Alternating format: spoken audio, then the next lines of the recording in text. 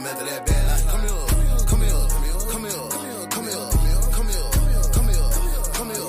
I walk a bit down like, come here, come here, come here, come here, come here, come here, come here. I'm stroking your girl like, come here, come here, come here, come. I'm telling you up now like, come here, come here, come here, come here, come here, come here, come here, come here, come here, come here, come here, come here, come here. She said it is hard to say I love you. Ho, stop playing 'cause you never did. Although I showed you a life of luxury, give you my heart, I just never did. They say it's a problem when you getting money. I got a problem with being broke. Shawty say, Uno, acting funny. Get you a mirror, you see the joke. I'm like been rocking this first turn. I get my culture real hope. This ain't vanilla, this chocolate, baby. No remix, this pure dope. Call me a pastor on first Sunday. Watch how I step on these niggas' toes. Most of these niggas is crash dummies. No work ethic, got no code. Got no more, got no goals. But ready to die by the freak hole. Shit, I'm earning my wins, going hard in the paint. Don't give me no free throws. 2 double shots at the Quavo. Rims offset when I pull up. Hit the vet gas when I take off. Slap high five with my amigos. I'm real that bad like, come here, come here, come here, come here, come here, come here, come here. I walk a bit down like, come here, come here, come here, come here, come here, come here, come here. I'm stroking your girl like, come here, come here, come here, come. I'm telling you up now like, come here, come here, come here. That's my shit. Come here, come here, one other one. Come here, come here, let go.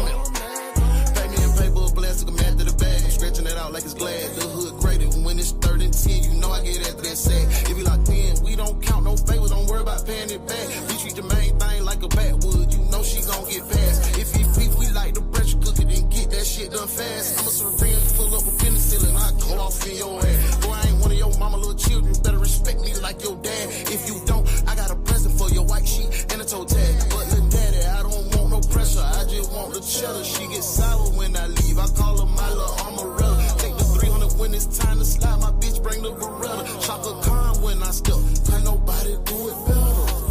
I told y'all boys I'm after that bag like, come here. I walk the way down, but Turned up in the morning. It's Friday. We alive. We got that money on. We got another chance to be better than we was yesterday. We gotta be in that thing like, hey.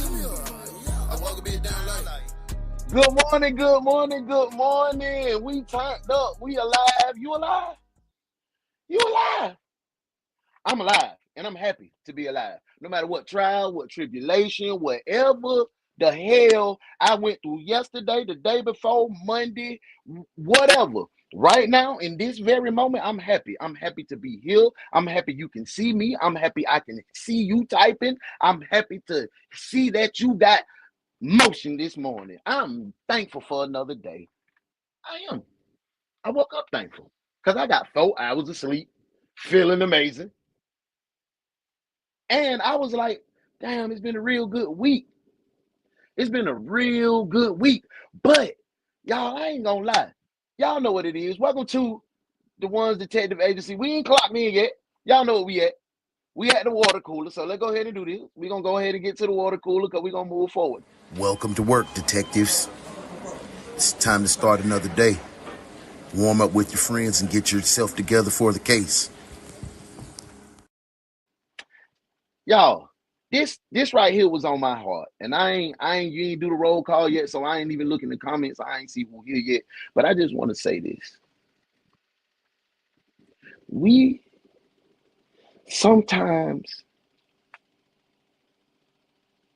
we get too full of ourselves.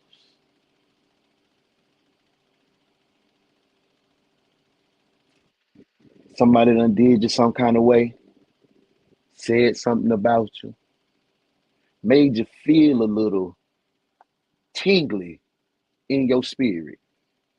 And what we do, we cut them off. We don't forgive them. We see them. We stone face. Who the hell are you?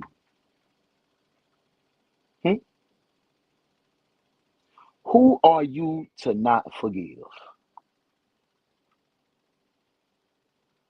You walk around here with your chest high because you got your good little job or you're in a comfortable position and you forget when you ain't shit. You forget when you crossed somebody. You forget when you told that lie. You forget when you spreaded that rumor. But you ain't got it in your little nasty heart to forgive. And you wonder why you walk around here stressed out. And you wonder why you walk around here can't even be happy when life going good for you. Cause you so full of. I just had to get that to somebody. Maybe I was looking in the mirror to tell myself that. Cause I be giving my daddy hell. Who the fuck am I?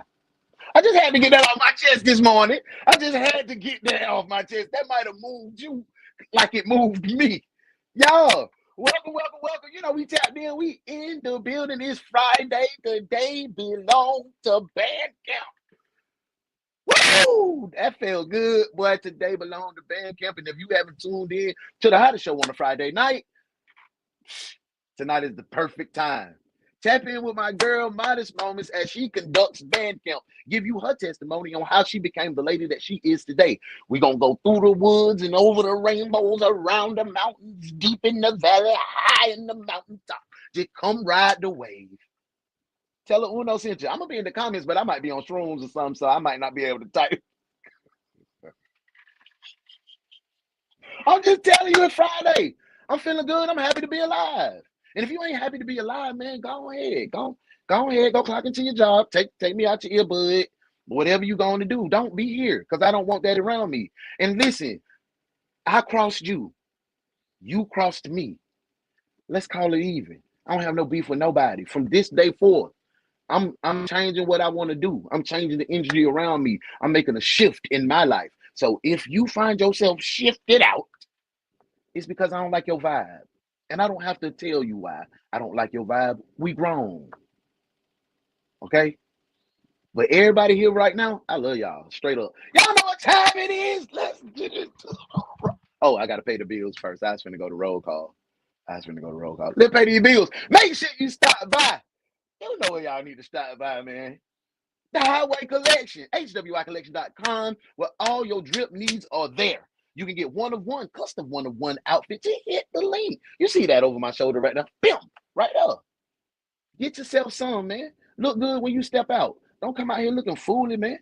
Yeah, it got some YN stuff, and it got some ON stuff. Cause wait till you go on there and see them collars, them one-of-one, them polo shirts on that mother, man.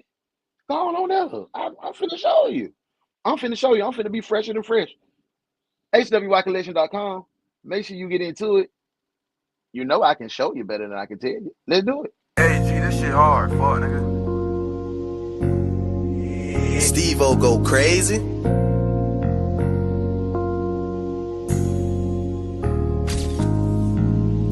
She say she like my lingo, like the way I talk. She like a nigga style, the way I put it on. And she can tell a nigga pay, don't have to show it off. But she can tell by all these sticks that I'm a fucking boss. She love the way I smell, she love a nigga fragrant. She see the way I hustle, love the way I take risks. She peeping how I move, she see I taught her game. Uno the one she had a real, she can't fuck with mine. Before I hung out from the wrench, I had the wrench, that mean I'm dressing well. Barbies all around me with toy bodies like they from a tale. For those who try to infiltrate, I feel sorry for you infidels. You used to be the shit, but took a dip like Caitlin's rookie year. These women that you chasing crave my presence, we are not the same. Heavy like I'm roll call. Hurry up, detectives, it's time to work.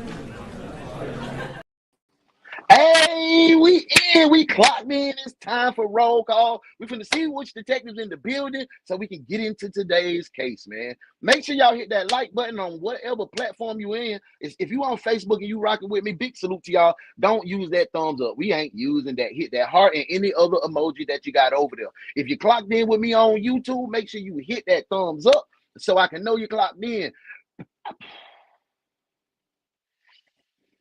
Speaking of clocked in and getting your money, payroll will be at the end of the case today. Payroll should be coming in and having that meeting with y'all about y'all checks from last week and then give y'all checks from this week. Everything finna be good. Well, we gonna have that money. Y'all been putting in good work this week too. Let's get into the roll call. First detective on the screen is my girl Sharon. Good morning, Bookie. Good morning. I hope everything good your way. Hey man, Mr. High Fiver Hater, bam, himself. It's that boy Boss Black. Big salute, homie. Hey, I hope you're feeling a little better, man.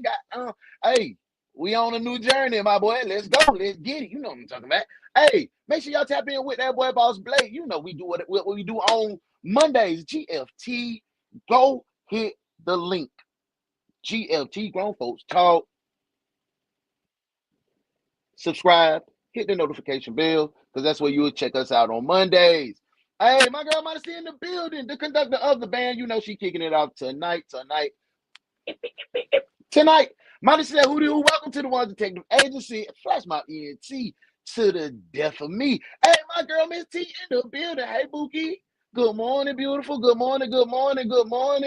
All your co-workers are saying good morning, and good morning. We are turned up to the maximum. Hey, y'all. Hey, that boy Fly High Peaks in the building. Peak salute. What up, big dog? I hope everything good your way, man. I hope I'm cheering good, man. Hey, it's my little Bookie. My Bookie in the building. Hey, Muff. Hey, Detective Murphy, you all right? Good morning, family. I'm a little late on Facebook getting. Nah. You straight. We just starting up. Thank you. No, thank you for being you. Hey, cause no big salute to the OG detective, my big dog, my big homie, nigga who taught me how to do what I do. Hey, what up, cuz I hope you feeling good, man. Love you, man. Hey, y'all ready to jump into this case today? We done hit that roll call. Today's case is the case of the evil twin. I hope y'all got y'all cuffs. I hope y'all got y'all pepper spray. I hope y'all got y'all pew pew. Cause we might need it, boy. Y'all ready to do this thing, man? Let's go ahead.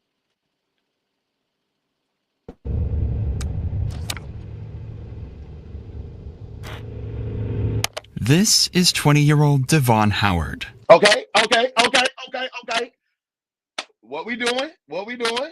We just we gonna get a little more evidence, or we do what he look like? Do he look like he's guilty? Do he look like he has committed a crime? I don't know, man. I might have to still hold on a little bit. Pat, what's up? Big Pat Anderson. Appreciate you being here, dog. Big Detective Pat Anderson in the building. He a new detective on the scene. One of my partners. Hey, team, welcome, Detective Pat. Welcome to the case. We got a case of the evil twin. We tapped in. Thank you for being here. Hey, that's what I'm talking about, Miss T. He did it. God damn it. That's what we starting like today. We are not playing the radio. He looked like he did it. My boy Fly High, Detective Fly High said he already cuffed. Innocent. Oh, we got a split. Today. Good morning, D. Detective D Love in the building. Y'all say, hey, D Love. We in the building. We ain't doing nothing yet. This the first person on the screen, D Love. You ain't late. We don't even know what happened. We just seen him come on the screen like this. And I just said, hey, is he guilty? That's all. We ain't missed nothing. Let's see. A little more evidence, but I'm side-eyeing him. I'm thinking I'm with you, Detective. Detective Sharon. It's a reason he fooling the cuss now. I'm finna see, but you know, if he got an agency like us, we locking stuff down. We locking them up. We ain't even hesitating. Hey, let me lock in. We got to start it like this already. Oh, damn, Brady. We was just having a good damn day, and y'all want to start like this right now, bro. Come on, bro. Come on. Detective, in my office. Now.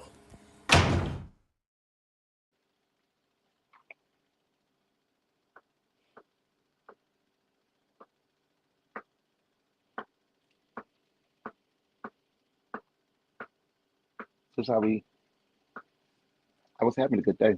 Let's keep my day good, okay? I know y'all a little salty about your chicks, but let's keep my day good. Let's get back to the case, man. Yeah. Devon is sitting in a cold interrogation room alongside his 3 co-accomplices due to their suspected involvement in the brutal shooting and murder of 27-year-old Andrew. Damn, they done shot Andrew, man. Ah, damn. When I go back and look at the picture, y'all, I'm like, damn, bro, DA might have. Boss said DA in the initial DA. Then he might be Jackie Johnson, cuz his initial D. See, that's what I'm saying right there, DA. So when we go back, man, and look at bro, his initial DA, that boy, man, he might have killed Andrew, man. He might have killed Andrew. He looked like he might have just popped somebody. Like Cuz said, he got the evil on the shoulder, man. Like, yo, I might wanna let's go ahead and do this, y'all. Let's just to be sure. You're cuffed, detective. Cuff him. Cuff him now. Yeah, we had to go ahead and cuff him up. Denachek. Coincidentally, all four claim that they had no involvement in the crime whatsoever, and in fact don't seem to take the situation seriously at all. Oh, he got a crew. Oh, so now they're gonna throw a little wrench in it. Now we got to see who really was the shooter. She look like she intoxicated right now. She look like she a little whoop whoop right now. Am I tripping? Nah, she look drunk. We cuffing her? Now let me know in the comments. Cuff. Where did you pick her up at? Yeah. Relax, it's okay. No, I'm fine. I'm just tired. Okay. I was involved. So somebody just died, and you said, "Nah, I'm just tired." Who is the murderer? Dang, I don't know if them girls pulled the trigger. I think bro right here might have pulled the trigger. In the murder of somebody. Oh, the time is right there. What the group doesn't realize at this time is that Andrew's murder was fully recorded on multiple security cameras and shows a man getting out of 19-year-old Alicia Valdez's car before killing Andrew. Even more disturbing is that the same vehicle would drive over Andrew's lifeless body before fleeing the scene.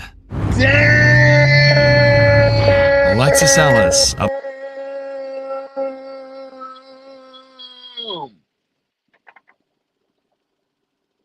Come in the office.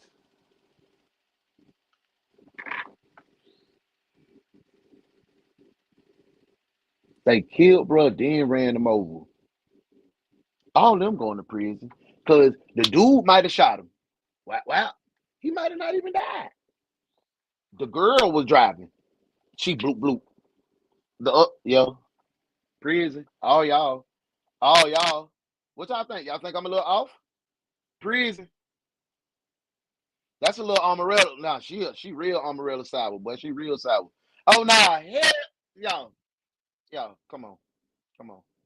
We not finna let Detective in my office now.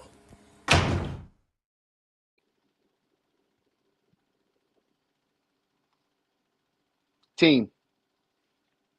Y'all see your fellow coworker right here, Detective Earl Lee. 2 days. Should we put him on desk duty? I think he need desk duty. Put his ass on desk duty. You on desk duty until further notice.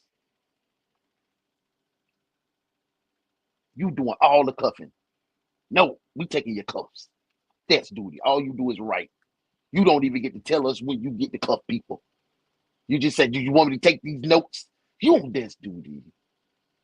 Welcome in, though, detective. Yeah, that Earl Lee, he coming in here late. Bystander at the scene would hear the gunshot go off and rush over to Andrew to perform CPR while her friend Alyssa called 911. Jeffcom 911, what is the address of the emergency?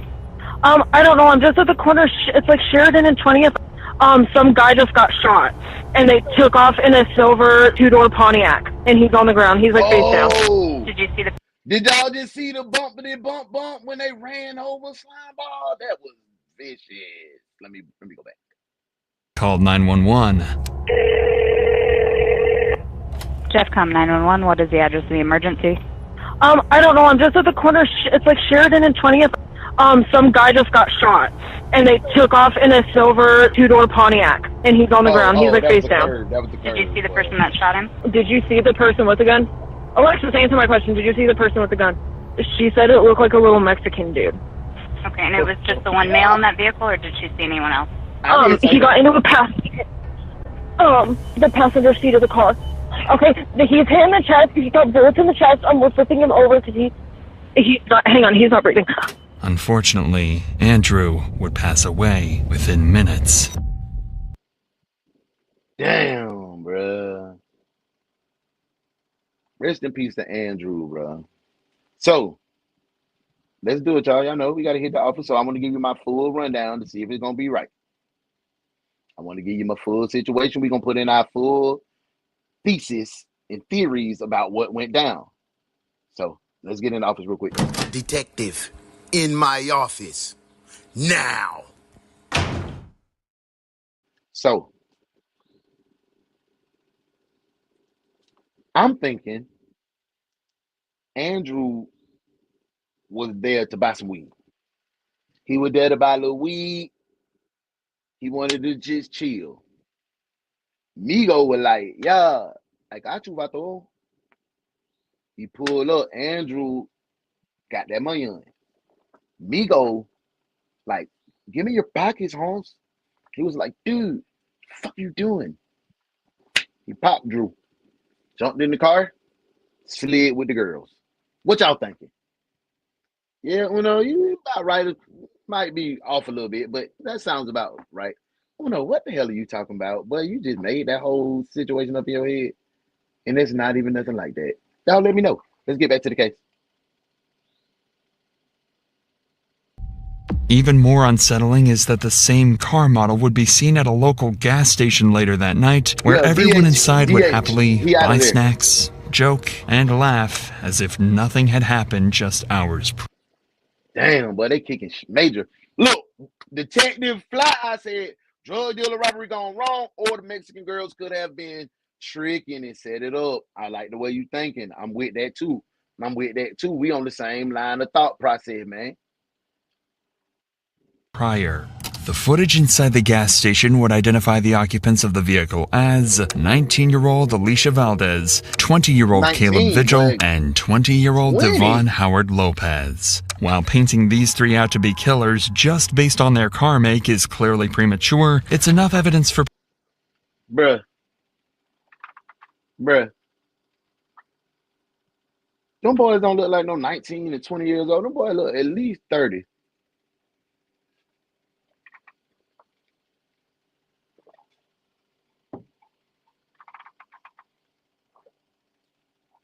You probably shouldn't kill nobody for snack money. Hey, see, boss, he taking good notes. See, he just said, yeah, nah, I shouldn't kill for snack money. Maybe I need to put him on desk duty. He can be a better detective on desk duty. You're more beneficial to the team there, Detective Willis. Police to file a warrant for the arrest of the three suspects so they can bring them in for questioning to try and determine if the bunch had any involvement in Andrew's death. What makes this case so interesting is the amount of blatant lies and misinformation that would come out during these interrogations. You would think that at least one of the suspects would feel guilty and confess, but everyone involved would fabricate their story and lie to lessen their perceived role in the crime. But at this point, the police have yet to apprehend any suspects. Their only lead is a lifeless body sprawled on the pavement and two shaken witnesses who made the 911 call. Police start by questioning Alexis, the witness who called the cops. Remember, this is an interview and not an interrogation, as currently Alexis is considered a witness rather than a suspect. But there is something suspicious about her that the detectives want to clarify. 3 years earlier, Alexis was charged as an accessory to murder after her boyfriend shot and killed one of his friends from the vehicle she was driving. The detective leading the interview, Nathan Geerdes, would discover this information during a brief... Oh, damn. Detective, in my office. Now. Are we locking up Alexis? She already been guilty of aiding in the bed in the murder. She was a co-conspirator. She hid it. What we doing? We putting her in cuffs? Are we taking her as a credible witness? Or are we putting her on the suspect list? This is what I need from you, detectives. I need a W in the comment section for witness. Or I need an S for suspect. W for witness for Alexis, S for suspect. Come on, detectives, get to it.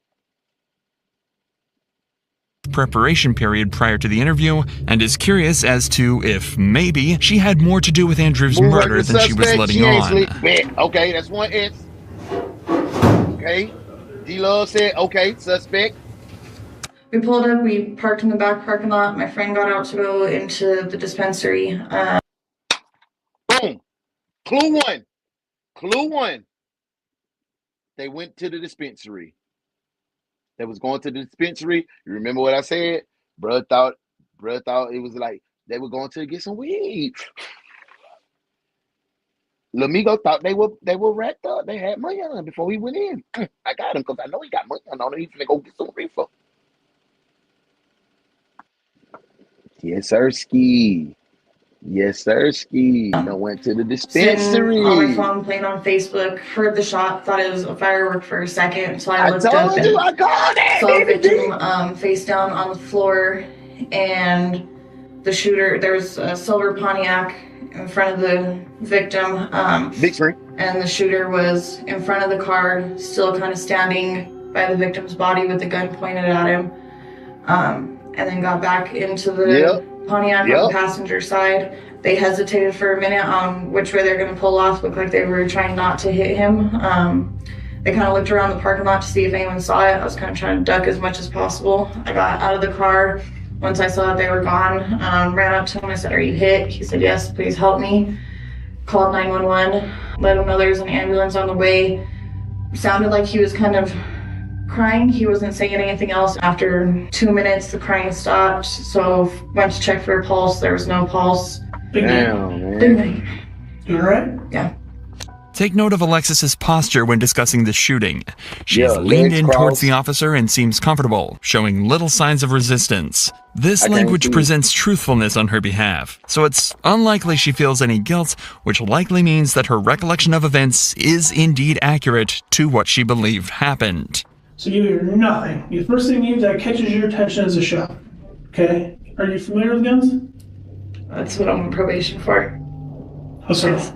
I was dating a guy for 3 weeks. He asked for a ride and shot and killed somebody at the King Supers on Sheridan Hampton in 2015.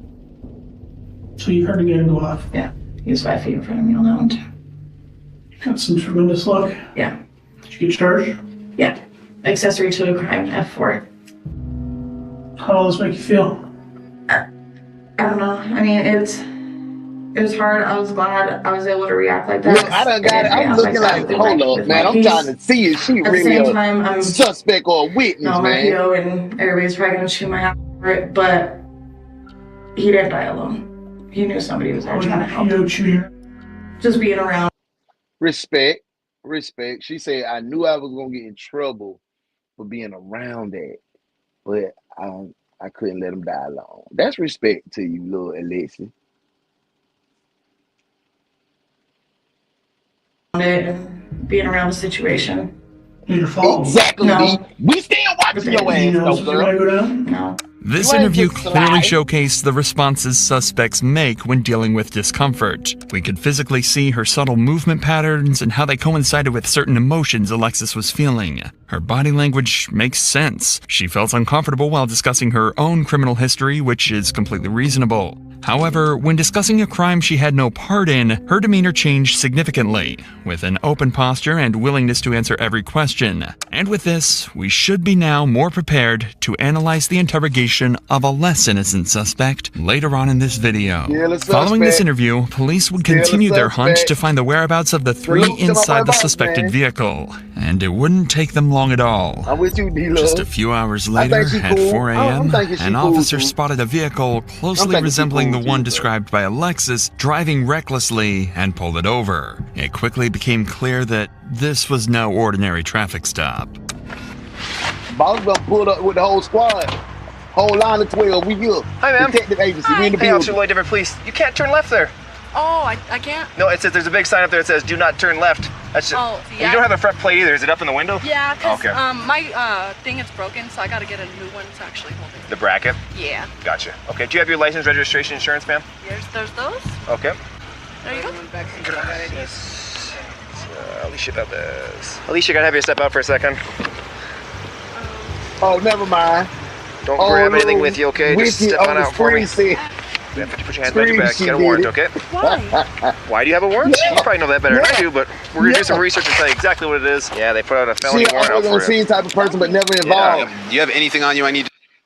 Damn, D-Love, you hit that perfectly, because those ones that be always on the scene too be a lot of, they be in deeper than they want to may-like too. Ooh, I just used one of my grandma words, may-like. Y'all ain't never hear your grandparents say that? You ain't guilty, you ain't as innocent as you may-like. I'm from the country, so get out my business. My folks, You know about Brooklyn and Camden County, man. All right, if you want to watch them, I'll pat him down real quick. I'm just gonna set you down on the curb, okay? You just put your wallet on the top, man. I'll give it back to you in a sec here, okay? Go ahead and just put him right behind. You're not in trouble, you're not going to jail, you're not getting arrested right now. All right. Who it is? Real quick, man. You can put your phone in Who your it is, pocket. Lil YC? Who it is, Lil YM? We didn't hear nothing about Lil Bruh. We ain't hear nothing about two. Did we hear two people? Was it two dudes? Y'all Same thing as your partner. You're not going to jail. You're not getting handcuffed. I'm just doing this for while you're going to be sitting behind us, okay? Yeah, this whole clown.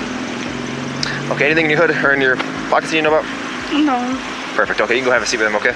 Is this your gold phone? Okay.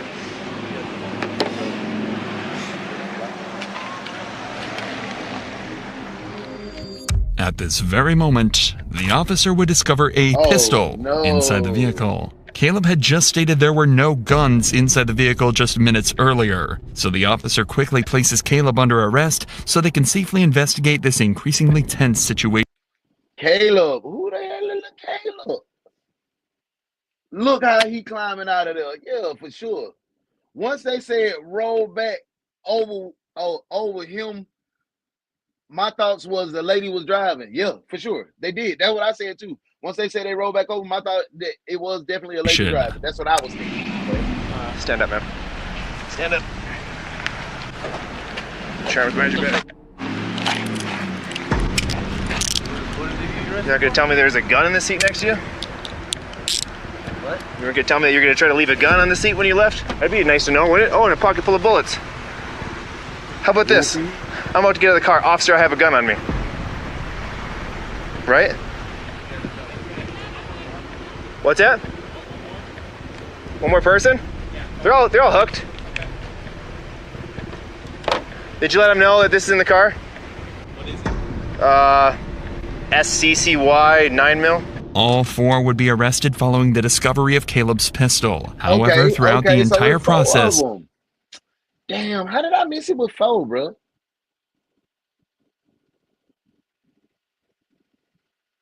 Dang, that's crazy. It's four of them, two guys. Alicia, the owner of the car, would stay eerily optimistic, as if she hadn't yet connected the dots that her arrest was related to Andrew's murder. Just stay right there for a second. She's smiling over or here some on this shit. black chair. Big screen. I really appreciate it. Now that the suspects have finally been secured, detectives would begin the process of individually interrogating all four suspects, with separate preparation and planning made for each interrogation in attempts to get as many differing stories and general information as... Are we thinking Caleb is the shooter or DH is the shooter? Which fella you thinking? Caleb? I don't know if he's spelled with the K or a C, but we're gonna go with C. C for Caleb, D for D. Oh boy. Yeah. Let's get to it. As possible.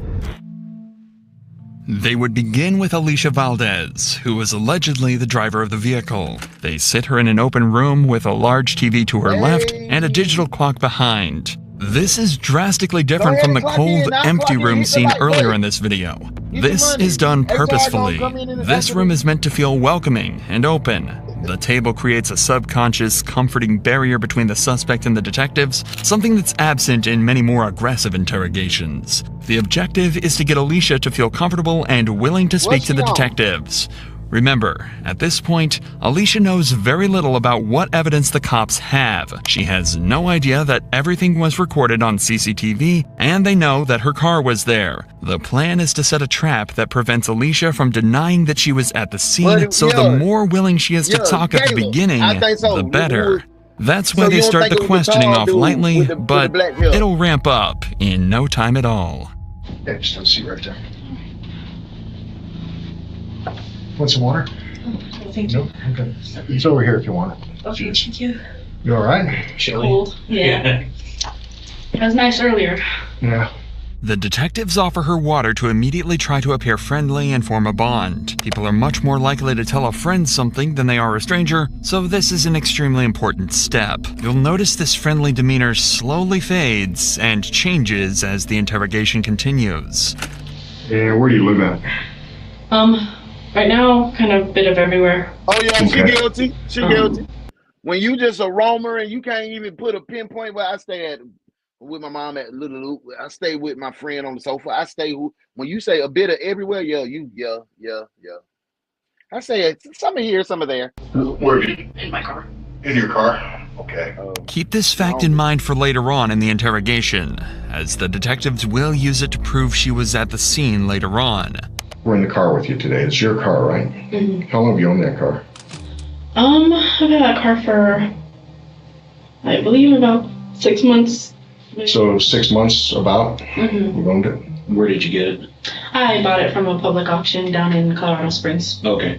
Okay, so you have keys to the car. Mm-hmm. Have you given your keys to anybody else? No, the only ones that were there are the ones that were in the car. Okay, so when you bought the car, there was one set of keys? Mm-hmm. And then I had another maid, but they're together. They're on the same. Okay. This is a simple question. You just buried yourself. You just buried yourself. You just said, oh, nah, that's my car. Nobody else had the key. Nobody else had the ability to drive my car because I got the key on the keychain that I used to drive my car. So nobody else had my car, and I live out of my car, so this is my car. You're guilty of murder. You ran the nigga over. You were driving, fool. Bingo. Cuff her. She's out of here. Wrap her up. We can... You're cuffed, detective. Cuff him. Cuff him now. And it should have a definitive answer. Based on what she's just said, the facts that the only 2 keys are in her possession, there's no reason for her to be unsure who has access to the car. She's deflecting. So you say you've been kind of homeless here recently? Mm-hmm. Okay, living out of that car? Yeah. Yeah. Where else have you been staying? Sometimes with gentlemen in the green out there. Caleb? Mm-hmm. Oh, so that Caleb, your bookie. Who else was in the car with you tonight? We not buying it. My boyfriend and another young woman I don't know. Who's your boyfriend? Caleb. DaOnes. Oh, where'd you meet him? Tall dude. Mutual friends. Tall dude. So Devon ain't had a wretch about him. Look, Caleb had the wretch about him. So who we saying? My girl D-Love said Caleb, she feel Caleb, who had the pistol by him, is the shooter. Y'all feel like Caleb the shooter? Ain't nobody want to answer that question. Everybody want to be quiet on that one because y'all don't. I'm thinking Caleb the shooter too. But at first I thought it was Lil D. What y'all thinking? Caleb or Devon? Nah, come on. Don't be scared to put in your work today. If you haven't noticed already, Alicia is extremely nervous. We're 10 minutes into this interview, and her leg hasn't stopped bouncing up and down the entire time. She's also been moving around in her chair and avoiding eye contact while answering very simple questions. Even without the evidence that they'd already collected beforehand, the detectives would likely already be convinced that she played a part in what happened. Now it's just about exploiting these weaknesses and extracting a confession using everything they know. And the process starts by establishing a timeline. Who are the other 2 people in the car? Caleb. Caleb had the bullets in his pocket. Friends too. I haven't really known him that long. Point you put. What about the girl? Do you know her name? I have no idea who she is. When did you meet her? Just tonight. So you just met a little chick tonight. Oh, he might have been bagging her up. He might have been bagging her up for but I don't think so. Something's not right about that statement too. You didn't just meet this woman tonight, maybe, but I don't buy it. Where did you pick her up at? I don't know because I don't know Denver like that. Where were you at before you left to go pick this girl up? Caleb left the gun in the CD. He had the bullets in his Devon there with you? Mm-hmm. So you were a few hours at Caleb's house, and then Caleb asked you to go pick this girl up, is that right? Mm-hmm. Okay. And you picked her up, and you were headed back to Caleb's house when the police stopped you. Yeah. We were headed back, but I stopped at the 7-Eleven down the street. Okay. Which 7-Eleven? Get some drinks. The one off of Colfax and Ogden, I think. Okay. The detectives now have a story that Alicia is locked into, meaning that if anything she says contradicts this, they'll know she's lying, and they can use it to trap her to put on more pressure. Alicia, however, is playing a game of her own and trying her best to dodge questions. She pretty. She got good bone structure, a good chin. She got a good nose, an eyebrow thick, good little lip. She pretty. She a pretty little. You done threw your whole situation away, Esmeralda. Damn. Okay, well, book him, Dano. I'm working on that too. It's gonna be dope too. It's gonna be dope. Book him, Dano. We in there. And hide certain details from the cops, but she's fighting a losing battle, and the cops know it. How long have you been staying at Caleb's house?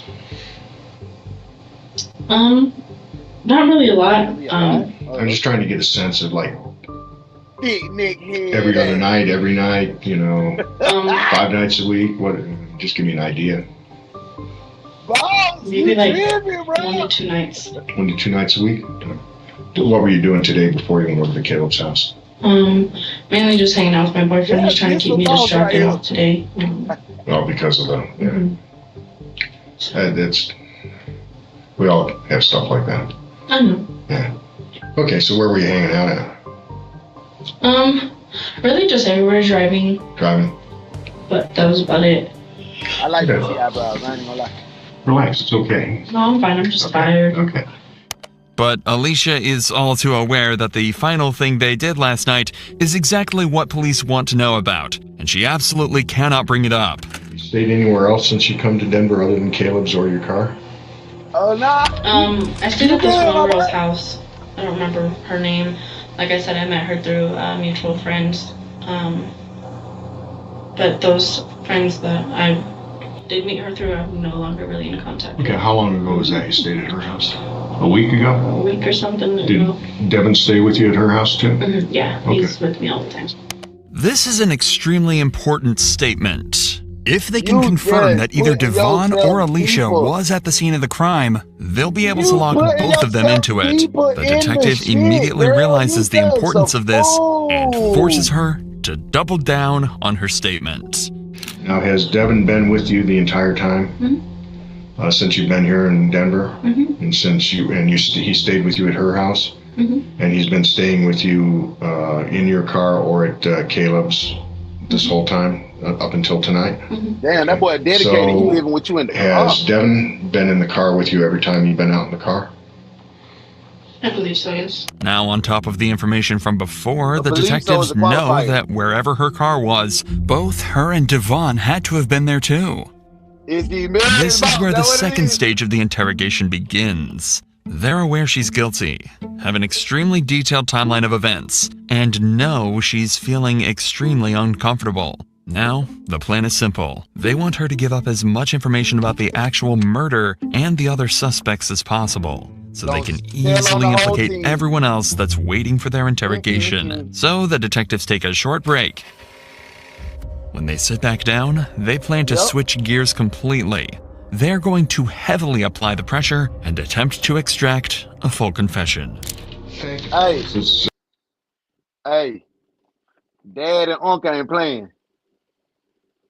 Nathaniel and goddamn Clarence, they ain't playing with this little young lady at all. They did not come up. They offered that water and they put that fire on her ass. Pretty apparent to me you're being truthful about things.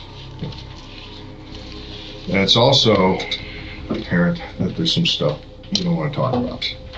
But we've been sitting here talking for a while. I genuinely like you. I think you're a good kid. Well, to me, you're a kid. Well, I mean, I am a kid. Yeah, you're younger than my daughter. Okay. You're up here from the Springs. You've had some stuff in your life, but now you're up here in Denver hanging with these guys that you've got, you know, some histories. Some rough history, not your kind of history, right? Mm-hmm. You're kind of out of your element up here, all right? I don't know that you got yourself into trouble, other than the people you're hanging with, but these other people have gotten you into a lot of trouble. Who? Caleb, for one. He got me in a lot of trouble. You just told me we spent a long time. You were very clear. She's absolutely clueless at that. She's just been baited and put on the spot and just been charged herself with accessory to murder and possibly murder if he was driving because you ran him over. That no one else has been driving your car for the last week. Okay. That you and Devon or you and Devon and Caleb have been in your car. There's a few random people you don't know, but even when those random people are in the car, you and Devon are in the car. And that's you staying with that? Pretty much. Okay. It's a common tactic to give a suspect an excuse for what they've done. In this case, the detective says he genuinely believes she's a good kid and has just been swept along in what's happened. It's likely he'll also tell her at some point soon that if she helps them out, they might be able to give her a much lighter sentence. It's also important to note that he's still trying to keep a friendly demeanor to her, and the reason for this hasn't changed. If he starts to get angry at her now, she might become closed off and refuse to tell them anything. If anything, he's even trying to seem fatherly, choosing to mention his daughter and calling her a kid, something that could even be a response to her saying her father passed away when she was younger. However, all of this is leading up to something. They're finally going to reveal why she's really there and exactly what they know. Glen Academy Red Terror. Remember the day that it was raining? It was snowing, real bad weather? That was Friday. That night, the night before all that snow and rain? Do you remember where you were that night? Say I could not tell you. Okay. Do you remember being in a dark parking lot that night? Okay, I don't know. Okay, look at me. Your car is at the scene of a murder. Someone got out of your car, shot someone, and killed them. Got back into your car and drove away. You just told me that you were driving your car all week. Now, what you gonna do, boo-boo? Because you set that shit up for yourself, goofy girl. You need to tell me the truth. I don't recall. You don't recall? I don't. We have it on video. I know that the person who shot this guy is a guy. I know it wasn't you. I know it was your car. You tell me you're the only one driving your car, so you were driving the car. It is 5 in the morning too. Yeah, but I don't recall being in wherever you're saying I was. Picture yourself in this situation. If you'd just been told that police believe you were at the scene of the crime, would your first response be, I don't recall? Anybody innocent would be shocked to hear this information and do everything they could to clear their name and distance themselves from the crime. Alicia was there. And now the detectives are more certain of this than ever. And they're starting to get frustrated. Honestly, you need to be honest with me here. I am? No, you're not. I do know you were driving the car. She ain't gonna blame Dick. Now, driving the car could make you an accessory to murder. If you're going to sit here and tell me you don't remember, no one in the world, no one. You put yourself in my position, okay? I know you were driving the car. I know your car was there because I got video of it.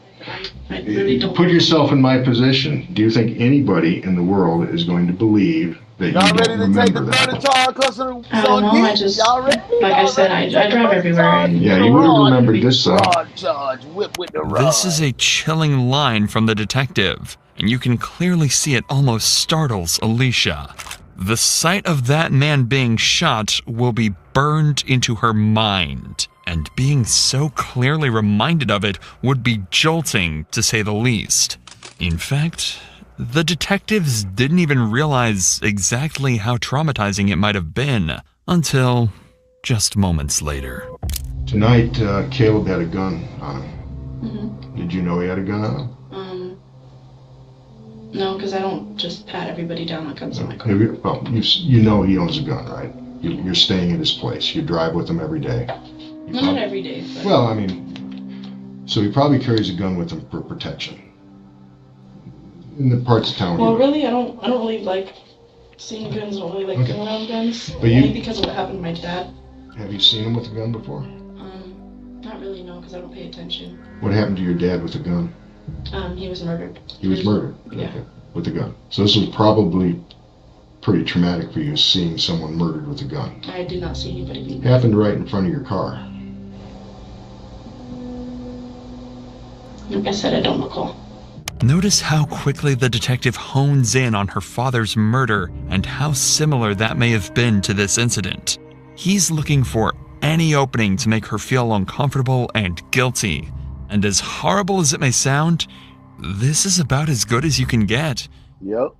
So the detectives take one last break to think about their final move and come back with the last and possibly most damning piece of evidence of all. 20 minutes. Boy, them boys ain't wasting no time. Want some more water or something?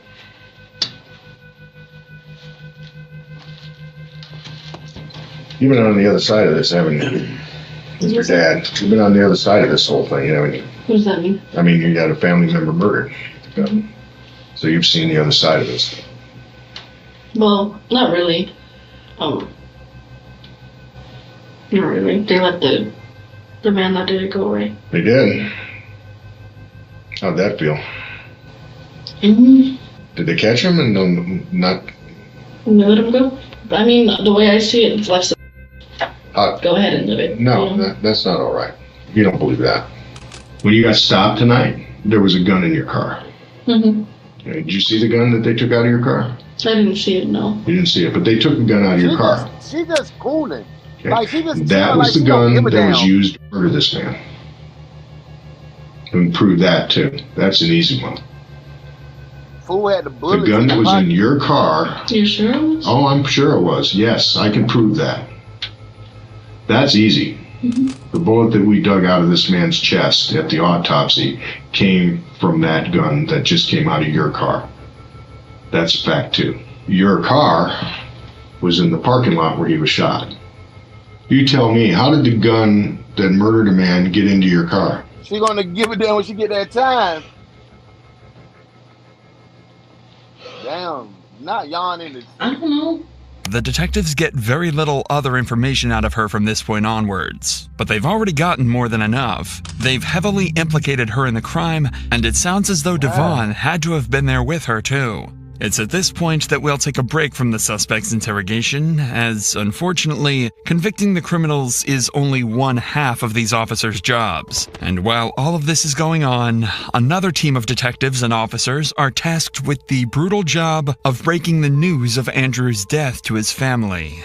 Andrew's girlfriend Jessica was the only one awake, so in the middle of the night, she'd get a knock on the door from a group of detectives. All right, Jessica. Well, I appreciate you answering my questions. So I have some news for you. It's not.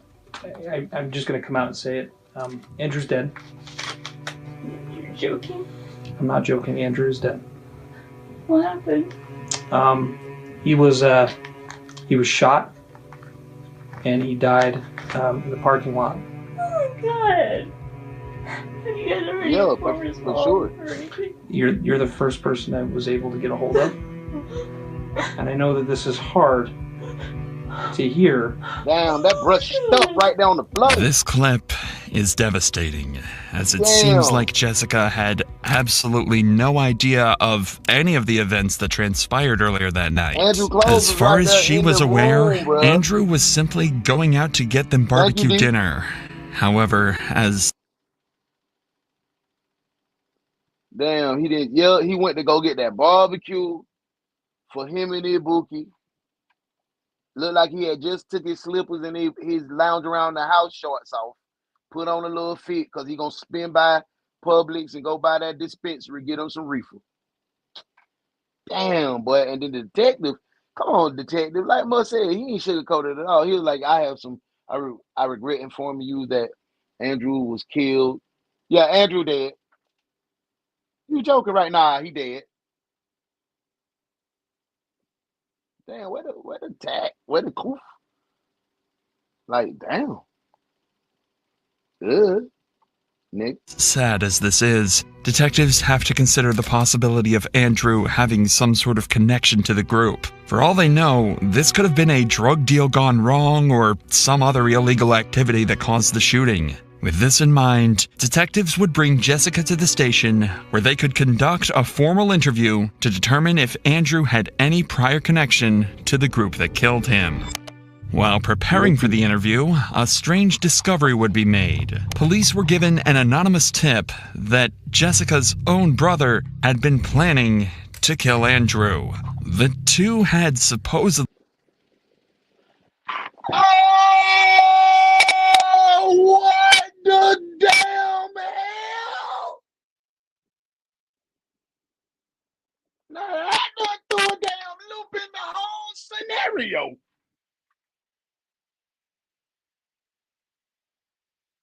So just that. It makes a little more. It makes her cry seem a little more like, oh, baby, you ain't do what you were supposed to do when they told you your man just got murdered for going to the grocery store to get that barbecue. You ain't. Oh, Lord. You said, did anybody tell his mama? I can't tell people how grief feels. I never lost a spouse or a parent. I don't know what that type of grief feels like yet. You feel me? So just from my assumption on how I think I would react, she didn't react as strongly as I think she should have. Am I judging? Yeah. But with this new information that her brother got smoked and had supposedly told him, boy, it's on site, then getting some random Migos, and Caleb probably was his partner from the work. But I do him something to you. I do something to him for goddamn QP and 500. Oh, that boy, he finna roll up to the dispensary. Bap, got him. Cause they hopped out, and a recurring issue with one another that had gotten progressively worse. This is awfully coincidental, and something detectives need to get to the bottom of. You can't get this one My up. brother just saw it on the news. They just put it on the news. Oh, did they? Yeah. And then I saw the picture of him on there. Okay. They go in also. Straight up. Go first. So I received information going back a year, maybe 2 years. Your brother had threatened Andrew. Yeah, basically. He didn't threaten him directly. It was indirectly to me. Meaning I was driving to work one morning and we were having a fight, and that's when he really unnerved me. So I told Andrew, and then Andrew wanted to take it to the police, and the police said your best option would be just to move away from the situation. So we did. What was said? It was obviously fairly egregious. Basically, it was just probably something to the effect, I'll just take him out too. What do you think he meant by that? I mean, well, the first thought to my head is to kill him, taking someone out. While these comments from Jessica's brother are disturbing, Jessica doesn't seem too bothered by it now. But at the time, they took it seriously enough to move houses just to get away from him. But the detective can't just take Jessica's word for this. Luckily, there are some simple ways that he might be able to prove if he was involved or not. What kind of car does your brother drive? The Pathfinder. What color is that? Green. Well, like a dark forest green. Does your brother have access to firearms or anything like that? He's not allowed to. Why not? He has charges. See, that's even more murder for hire type vibe. I can't have the gun, but I got this money and I'm gonna pay this nigga with the gun and the bullets. Or I got the gun and the bullets and I just gave it to Caleb. Caleb put it in his pocket. He trying to get rid of it. That's why he took the bullets out. Cause this got a lot of twists and turns and twists. Like against him for past stupidity. Okay. And I don't know all those crimes because I didn't bother to try to talk to him about them. The description of his cars don't match up with the one on CCTV at all, and if he's not allowed access to any firearms, then it's very unlikely that he was their guy. However, before they wrap up the interview, Jessica asks a final, devastating question. Can I just ask you one question? Sure. Andrew? Can I ask you, where he was shot? Just because his mom told me that when he was shot, the witness who saw it ran to him and stayed with him until he passed. He was shot in the chest. Okay. Yeah. deserve that at all. No, nobody deserves that. So, from all accounts, from what you've been saying, it seems like he was a very good guy. Yeah. This question echoed in the detectives' heads for the rest of this case. It really seemed like Andrew was a nice, peaceful man who was brutally killed that night. Detectives would go on to interview Jessica's brother as well and managed to fully clear his name as a suspect. Caleb, Devon, and Alicia had no connection to Andrew. This was a cold-blooded murder. This case had just taken a far more sinister turn, and detectives had to find justice for not only Andrew, but for the rest of his family. So this was just random? This was just random? Like, I'm gonna come and just pop on this fool. Because he, like, yeah, the next fool we see. They would bring in Caleb, the man who they at this point believe actually pulled the trigger. But Caleb wasn't planning on making things easy. His interrogation lasts just 4 minutes, but opens up an entirely new side to this investigation, filled with dozens of shocking new pieces of evidence, all sparked by just one tiny thing that he said. All right, Caleb. It's been a long night, huh? Yeah. Caleb, I'm Detective John Meone. I'm a detective here with Denver, and I'm going to talk to you about your traffic stop, your friends, and the gun that you had on you tonight. What's your home address, Caleb? 1548 in Fountain. If you want to talk to me about what happened, your answer is yes. If you don't want to talk to me, you should say no. No, I thought it wasn't. Okay. The interrogation ended here, but unbeknownst to Caleb, he gave away a crucial piece of evidence. The address. His address. And it took police no time at all to obtain a search warrant. Police, open up the door. Police, open the door. Yeah, Detective Modesty on it. I'm thinking it might be on the hands too. Step up. Who else is in here? Nobody, just me, sir. I don't live here. This is not my house. This is Brent's house of mine. I apologize. If you're in here, make yourself known. Do it now. Police department, come out. Come out with your hands up.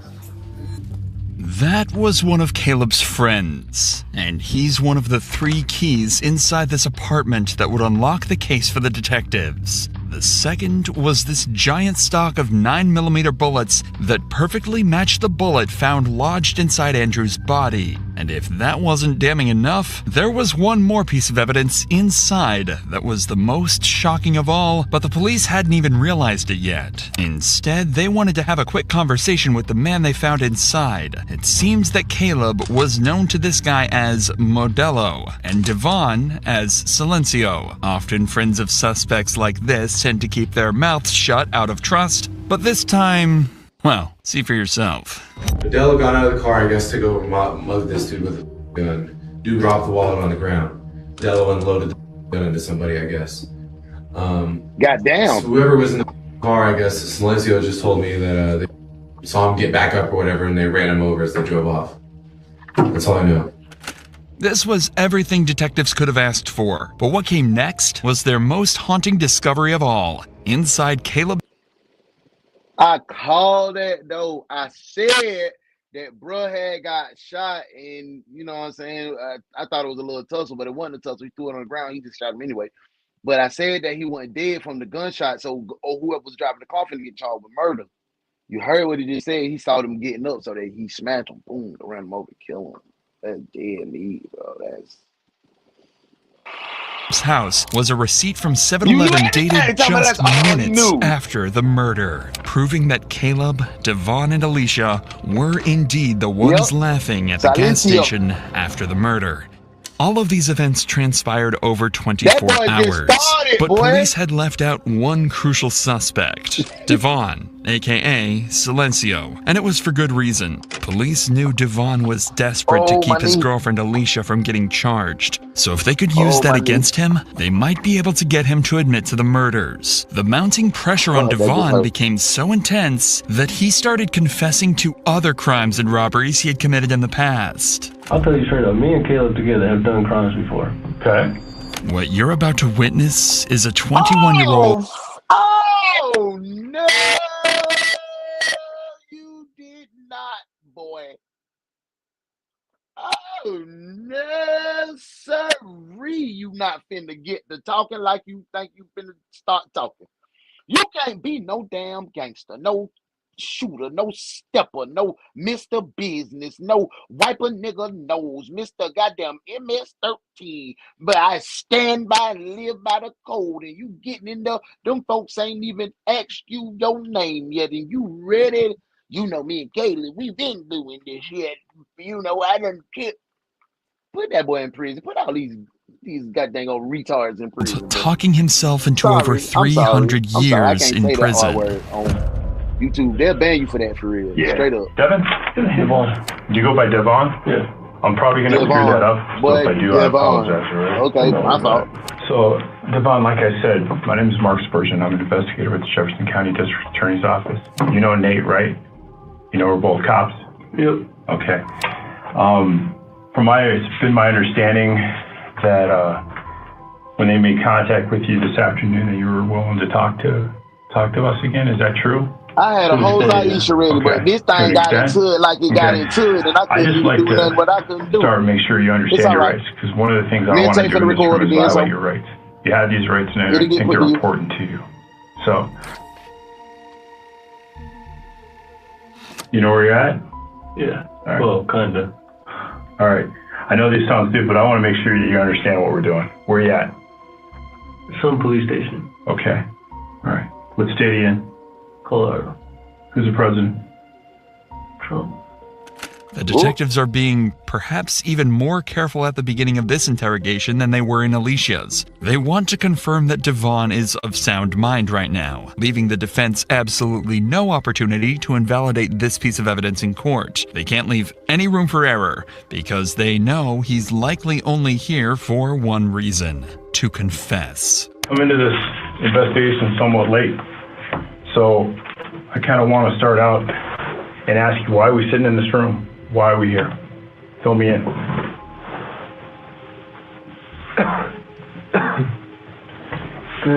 Now him clear his throat before he got the.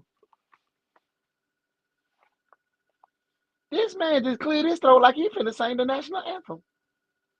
Oh, say, that boy finna sing. Stop it, bro. Yeah. I was involved in the murder of somebody. Okay. That's why. That's why? So tell me about it.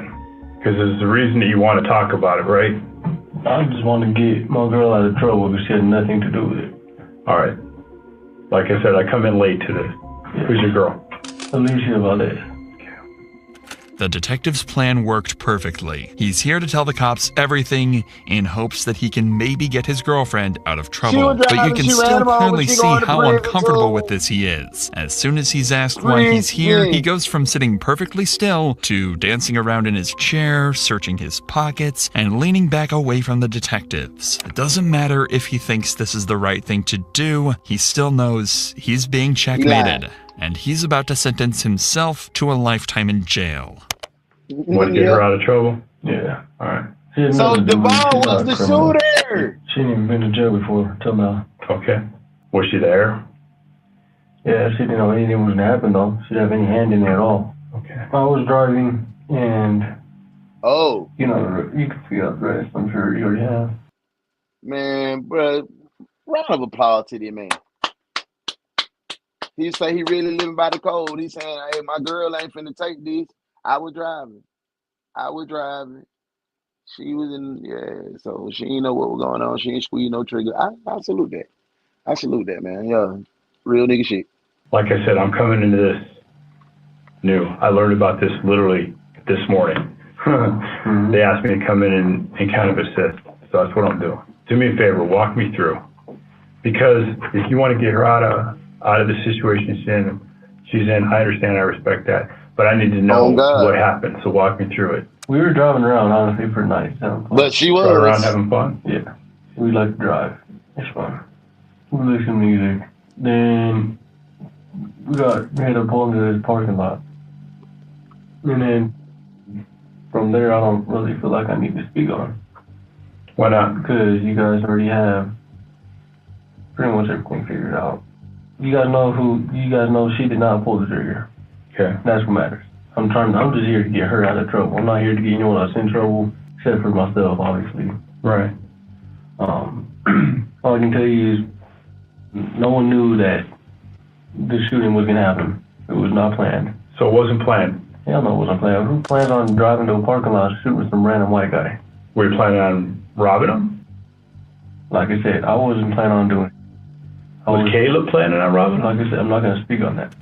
This is one of the detectives' leading theories about what happened. They don't necessarily believe that they planned on murdering snitch. Andrew. They think that this was more likely a robbery gone wrong. They intended to just steal Andrew's money, but ended up freaking out, shooting him, and running him over to ensure he couldn't turn them into the cops. What makes you guys go at this kid? The kid that died. You go into prison. Murderer. True. Well, like I said, I didn't know. I wasn't planning on anything happening to him. I didn't know. And after that guy. So when something went off, in prison. Okay. You know ain't no pistol. What happened? We need to know what happened. Everyone knows you got shot. Yeah, I know that. But I'm trying to figure out who shot him, and I need somebody to tell me that. Well, I'm not going to tell you anything because I'm sure you guys already know. And if you guys can't figure that out, then there's some issues. Because well, let me ask you this. When I was trying to... She didn't shoot. You know, she didn't pull the trigger. I told you I was driving. Right. I mean... My fault. Put the rest together.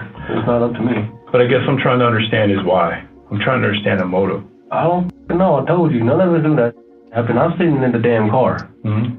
So I obviously don't know anything's going to happen. You drive him there. You put him in that lot. Unfortunately, that's how it looks. That is how it happened. Yeah. It's just nothing. I'm telling you, nothing was planned. Let me ask you this. Were you just thinking of, was Caleb, or do you even know was Caleb trying just to rip off, get some money? And it's bad? We're not perfect. I've done before.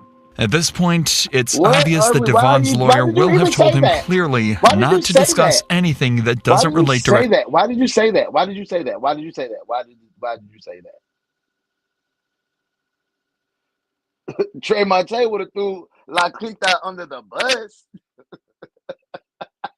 To Alicia. He's only going to talk about anything that might help get her out of trouble. It's also at this point that the detective realizes that. He knows that he's not going to get anything out of Devon beyond that, so that's when he decides to do something extremely clever. He's going to abuse the fact that Devon only wants to get Alicia out of trouble, and phrase his next question in a way that forces him to give up some vital information. I'm not going to speak on anything else besides me and Alicia. Well, let me ask you this. Did you guys talk about it? What do you mean? Did you guys talk about it? Did you and Caleb say, hey, this is what we're thinking about? Because I'm trying to figure out, is she the one planning this?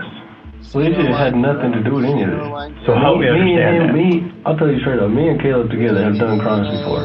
Okay. I'm worried about this one. That's where I got my name from. You know the one? This one right here? That song was so hard. But I said, I'm the one. I don't you. It's supposed to go like that. How was it supposed to go? Like I said, I don't see the need to get in all that. It's not going to benefit me or her. I don't see, or him. Well, right now we're still trying to figure out her role. And if we can explain her role, and there's only two people that can explain her role, you and Caleb. Caleb ain't talking to us. Without us understanding the specifics of how this went down, and her involvement or what her involvement was in that, with some explanation that we can go back to a DA and say, hey, this is what's going on. This person was honest. She didn't know it was going to go down. But I've got to know that, but I've got to understand how it got planned then. You understand? I have to have some type of specifics to try to sell that. If you want to try to help her, help her.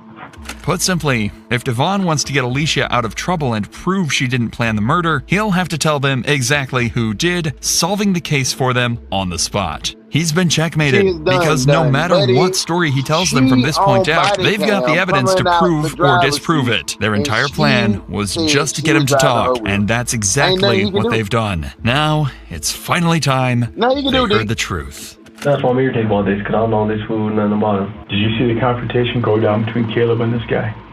looked like the white dude was attacking the person, honestly, but I saw the end of it right before the dude got shot. Do you remember when you say the white dude was attacking the other guy, right? Could you describe it to me? It looked like they were squared up and the white dude was rushing the other guy. Let me ask you, if I stood up, would you show me? Hmm? If I stood up and I'm the white dude, would you show me? Or let me be the shooter, you be the white dude. Would you do that? Yeah. So I understand it? Give me the video. Now they get you on camera. So the other dude, the white dude. So I'm the other guy, right? The white dude started bend like this, and it looked like he was squared up, started running toward him. Okay, what's this guy doing? Running backwards, and that's when I heard a gunshot. All right, do you remember, stand up again for me. So how close are they? Come to me, they're probably about this, maybe a little further. Okay.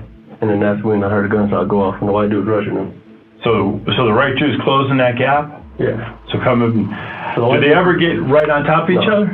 No. So there's always a distance? Yeah. It's always about both their arms distance. So, all right. About both their arms. Okay. Did the white dude have anything in his hand? I couldn't see. I saw the last end of it. I wasn't really looking for details. I was kind of confused on what was going on. Okay. All right. This guy, not the white dude, the other guy. Hands together, hands apart? He's kind of like, well, he was standing like this, trying to tell the dude to back up. Okay. And that's when the white dude kept rushing. I'm assuming maybe he tried to reach for the gun. I don't know. Okay. But that's when the shot goes off. Was the gun in the right hand then? I can't remember. Okay. But he had one hand up and the other hand back? Yeah. Is that right? Yeah. Okay. Getting a suspect to act out an incident is a great way of proving they actually knew what happened. They may be able to match the movements to the CCTV footage or witness accounts, and a defense team will have a hard time arguing that anything here could be misinterpreted. From what Devon is saying, it seems as though there was a struggle between Caleb and Andrew, where the shooter approached Andrew, who quickly tried to defend himself. It's becoming increasingly obvious that this was intended to be a robbery, but when Andrew tried to fight back, it turned into a murder in the blink of an eye. So when these guys are in your windshield, are they across from each other? Like you're looking at the sides of each other? They're like this. The position kind of like this. Could you draw for me? The white dude, I can't draw, but the white dude's standing. They're both standing. The white dude's closer to me. They're kind of like this.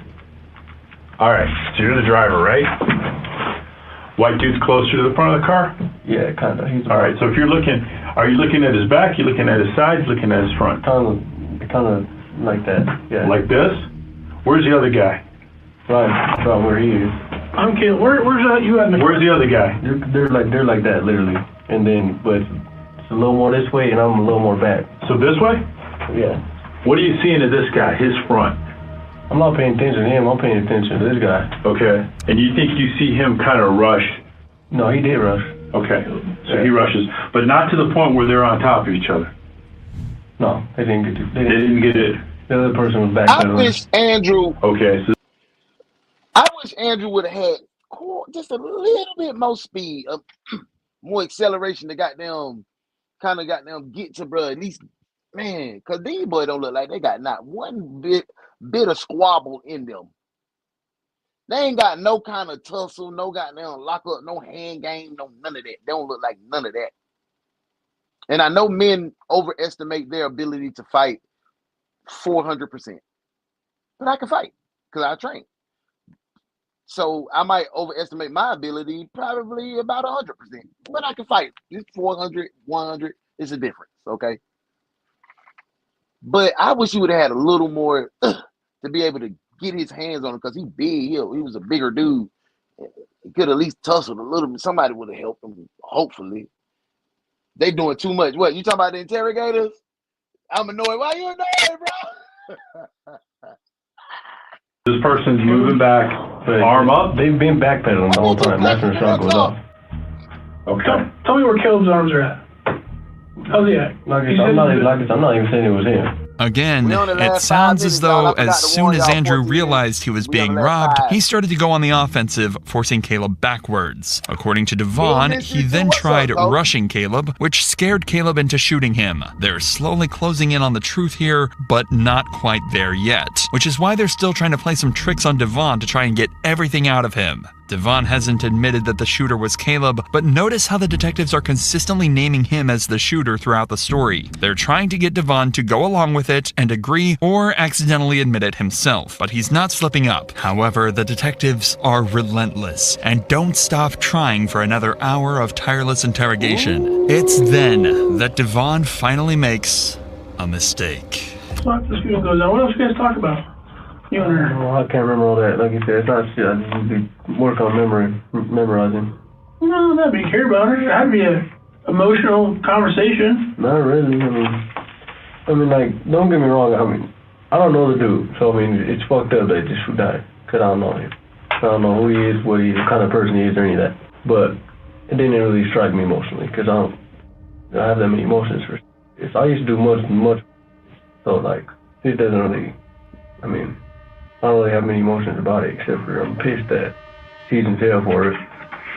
I'm pissed that he died, of course, because I don't know the guy. I'm always pissed about that.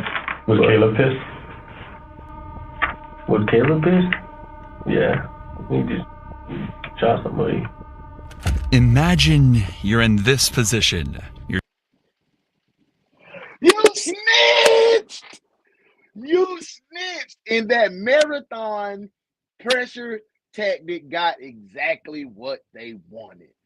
They wanted to see how long you were going to be able to keep up that loyalty without making a mistake. And then that emotion, that raw emotion got the best of you. And he was like, hell yeah, he was pissed because he fucking just shot somebody.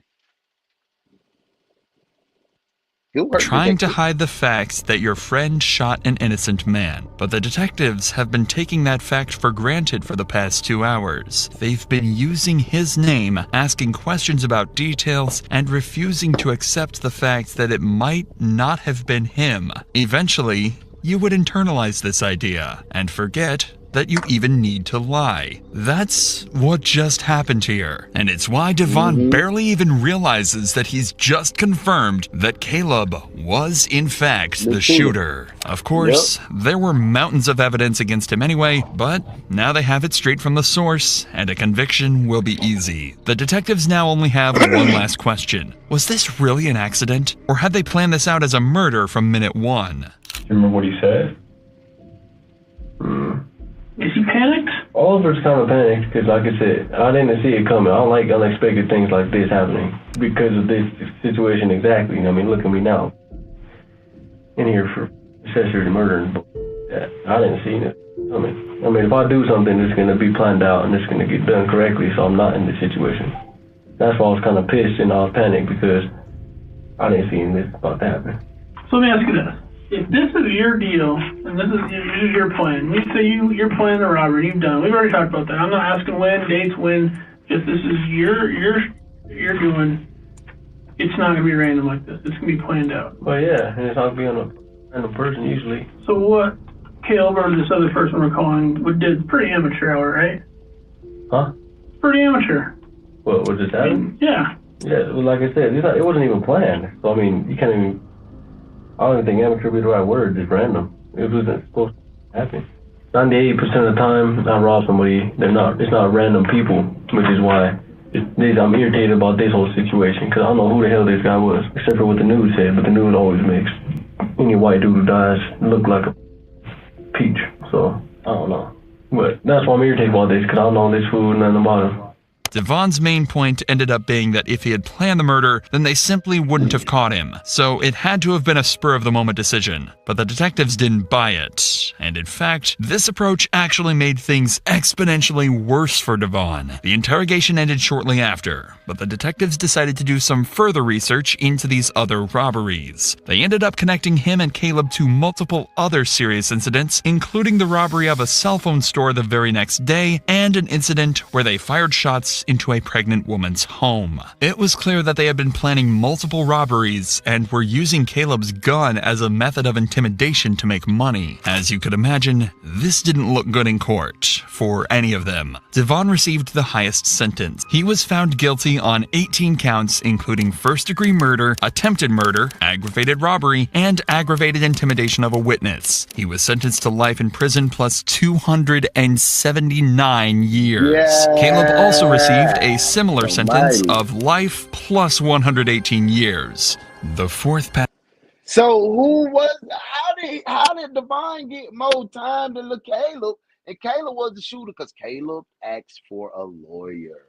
I mean, Caleb got 100 years less, but everybody going to jail forever. But hey. Passenger in the car, Eternity Lopez, was also interrogated, but was found to be completely uninvolved. She was picked up after the murder, so it seems like she was in the wrong place at the wrong time. She was not charged with the incident.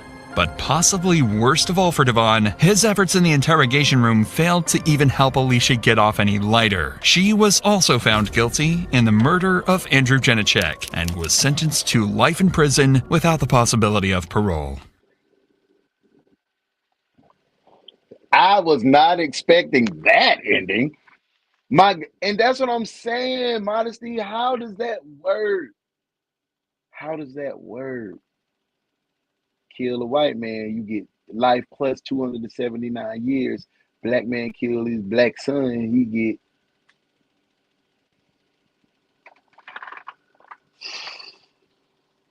She wasn't driving. He took the fall for driving and everything.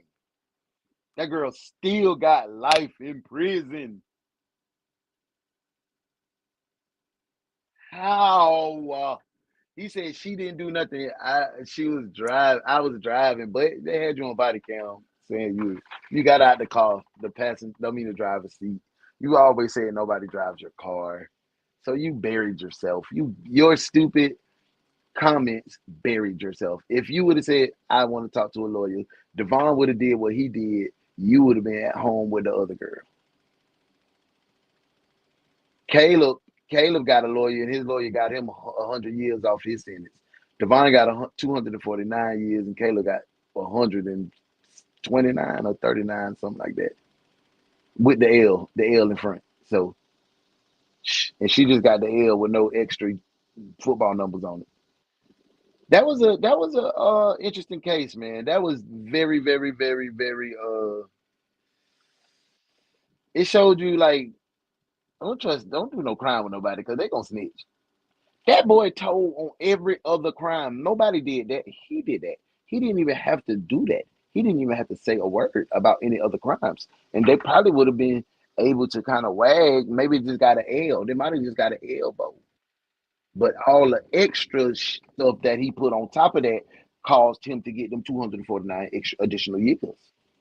And then you played it out like you was an actor on a movie with these detectives. They baited you. They baited you. You was all in your ego. Like, so they take K. Yeah, they take K the hell out of them. They just jumped out and blank. Yep. Just on some rando. Y'all, man, I had a good time this week, man. It's been a real fun week. It's been a real fun week. You can see the new format starting to come into shape of what we doing over here on the one page in the mall. You see, we got them me and Tay White. We still doing our thing. We on the race to 200 videos, 300 subscribers, and that junk is moving pretty quick from coming from where we came from the mark. But it's just we got a new page, and Tay just we going up there. So tap in. Make sure y'all know tonight is Bandcamp Fridays, 6 p.m. Central, 7 p.m. Eastern. Tap in.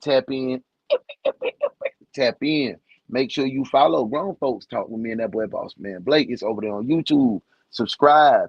Hit the notification bell. Mondays, that's us. And then you can always tap in right here with your boy. Uno the one Jenny Hard-Headed Son, the only one she got. Hit the subscribe. Hit the notification. We got good motion coming. I got some new stuff coming on my subscriber page on Facebook. I got a whole new series coming that's going to be a daily occurrence for you guys, and it's only for the subscribers. If you haven't subscribed to Uno the One subscribers page, you don't know what you're going to be missing out on the brand new content and everything. And I just wanted to let you know we getting the band back together. Talking Wild season 6 is on the horizon. Don't be the one that misses. Follow Talking Wild on YouTube. Hit the notification bell so you can know what's going on. And I want you guys to have a great weekend. I don't think we're gonna have no overtime hours tomorrow because like I said, I gotta go get the little guys. Gotta go get my grandkids. So I don't know. I might pop up. If you want to get them overtime hours, you know how you do it? Hit the notification bell. You'll know when it goes live. Y'all, thank y'all for a great week. Thank y'all for an amazing week. HR said they finna come. They didn't think I was gonna end the show.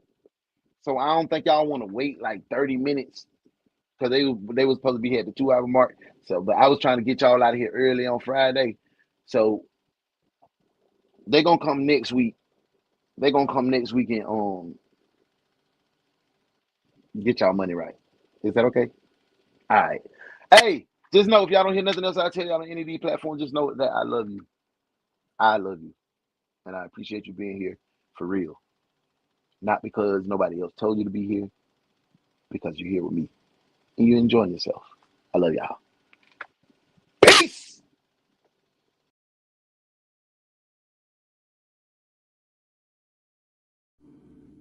Here this morning, police are looking for a The only detective agency capable of handling these grotesque and obscene cases.